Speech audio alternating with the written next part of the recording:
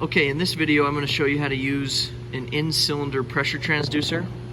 The one that we're going to be using in this video is the one made by Picoscope. It's the WPS 500X. Okay, so you can see we've pulled the spark plug out of this cylinder number 2 here on this Jeep, and then we've taken that spark plug wire and we've grounded it using our spark tester. That way we don't burn up our coil during the test. We've threaded in our pressure transducer there, and then also we've added in this inductive pickup on that same spark plug wire so that we can pick up the ignition event on channel B of our Picoscope.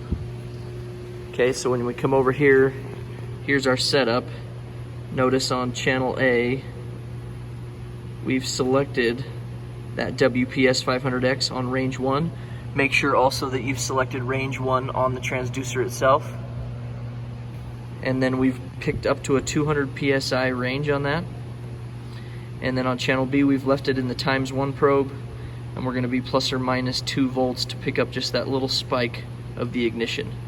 And then our time, we've decided to do 10 seconds per division, which gives us plenty of information on one screen. And then when we click play, we're going to go ahead and start this engine, let it run.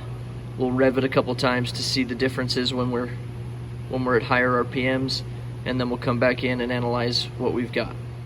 Okay, so this is the capture that we took using that in-cylinder pressure transducer. What we did is we started the vehicle, let it idle for a few seconds, and then we raised the RPM to 1500, held it, raised it to 2000, held it, let off, so here's our decel period, and then we had a little snap throttle, and then we idled. So we can see what's going on inside that cylinder in multiple different RPM ranges. Okay, so we're going to zoom in using this horizontal zoom function to about a 500 zoom, which is enough to just kind of get 2 peaks on our screen at a time, and we're going to go back to the beginning when we were idling. So right here will do good. Okay, and then we'll kind of understand what's going on. So right here we see this is our pressure building inside the cylinder during compression stroke. And then you can see there's our top dead center. We could take a reading right there if we wanted to and figure out what our running compression was at idle. And we're at about 87.93 PSI, which is really good. Okay, running compression should be about half of what your cranking compression was. Alright, next you see the pressure start to drop off. This is during the power stroke, since we're not having any spark event occurring here. And then once you get to bottom dead center, you notice we get into a little bit of a vacuum here. We could take a reading, see how much vacuum we actually got into.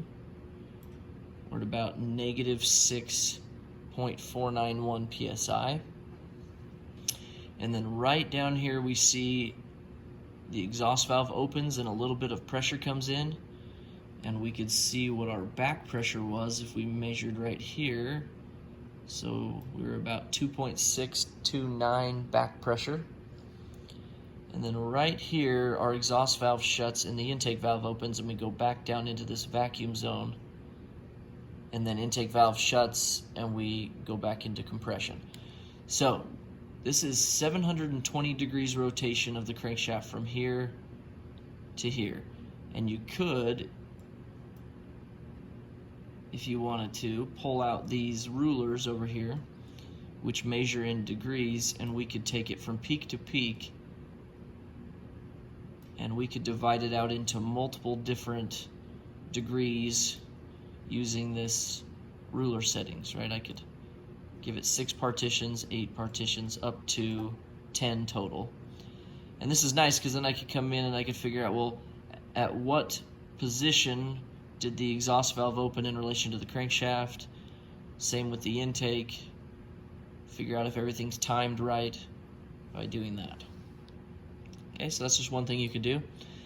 Another thing that's nice is you could also figure out, since we have on channel B this ignition event happening, and notice I'm getting some interference from some of the other spark plugs, but this is the spark for this particular cylinder.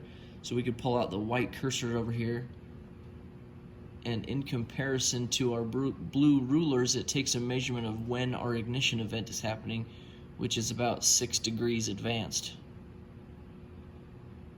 Okay, if we go over to a section where we're accelerating a little bit more,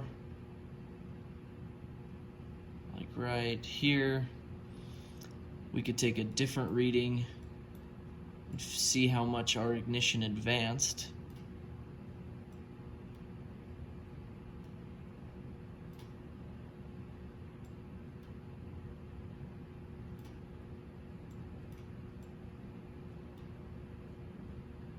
So you can see our ignition is advanced to 42 degrees before top dead center there. And then if we get into this decel area, you can see how the ignition timing retarded. We could take another reading. So it's kind of cool that you can see how your ignition is responding. And then a few other things as we were going through, you noticed that maybe this exhaust back pressure was changing. So you could see that as well. You can see how when we go into deceleration, how much our running compression goes down, but how much more our vacuum increases during decel, because now we're down into 10 and 11 psi vacuum. So there's a lot of cool things that you can see with this in-cylinder pressure analysis. This vehicle didn't have any problems, but you could see if your exhaust valves were stuck open, stuck closed, if you had excessive back pressure, if your running compression was doing okay. You can see timing of ignition events. You could see timing of valve. If you had variable valve timing, you could also see how that changes when you start accelerating. So this is a very useful tool, and the more you practice with it, the better you're going to become with it.